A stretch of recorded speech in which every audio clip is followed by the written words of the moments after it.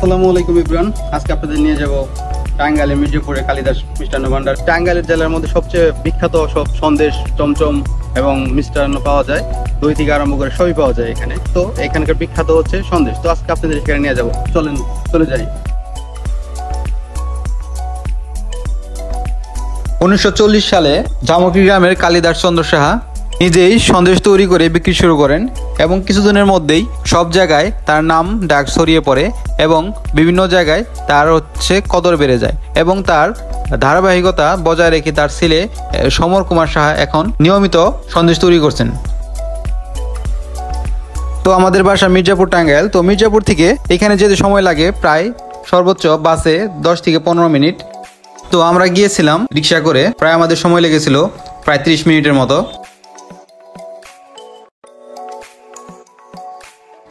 30 minute journey করার পরে আমরা পৌঁছে গেছি কালিদাস মিষ্টান্ন ভান্ডারে। তো আমরা এখন ভিতরে যাব, দেখব কি কি আছে ভিতরে। দেখতে পাচ্ছেন এটা কুড়ে ঘর, তুচলা টিনের ঘর। পরিবেশটা দেখতে আপনার ঝরাজীর্ণ লাগবে, বাট ভিতরের পরিবেশটা এবং লোভনীয় সব খাবার মিষ্টান্ন দেখে জিভে জল চলে আসবে মাস্ট। প্রথমে দেখতে পাচ্ছেন গুড়ের সন্দেশ, অনেকগুলি গুড়ের সন্দেশ এখানে সাজিয়ে রাখছে। এখানকার গুড়ের সন্দেশ এবং চিনির সন্দেশগুলোর প্রাইস পড়বে 750 টাকা করে। উপরে এখানে হচ্ছে চিনির সন্দেশ, দুইটা অনেক টেস্ট, আপনার জিভে জল চলে আসবে এখানে আসলে। আর এই পাশটায় সারিবদ্ধভাবে সাজিয়ে রেখেছে দই। এখানকার দই দাম পড়বে 350 টাকা কেজি।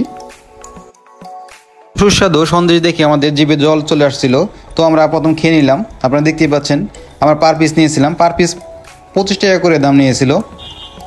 অনেক সুন্দর। আমরা নিয়েছিলাম গুড়ের সন্দেশ, অনেক সুস্বাদু ছিল এবং টেস্ট ছিল।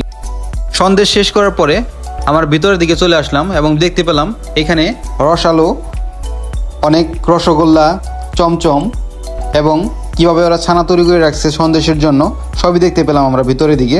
আপনারাও দেখেন। আর এখানকার রসগোল্লা এবং চমচমগুলোর দাম ছিল 300 টাকা পার কেজি। এত সুস্বাদু হওয়ার কারণেই এদের দেশ বিদেশে নাম ছড়িয়ে পড়ছে এবং সবার কাছে জনপ্রিয়। তো এই পর্যন্তই, ভালো থাকবেন সবাই। আল্লাহ হাফেজ, আবার দেখা হবে।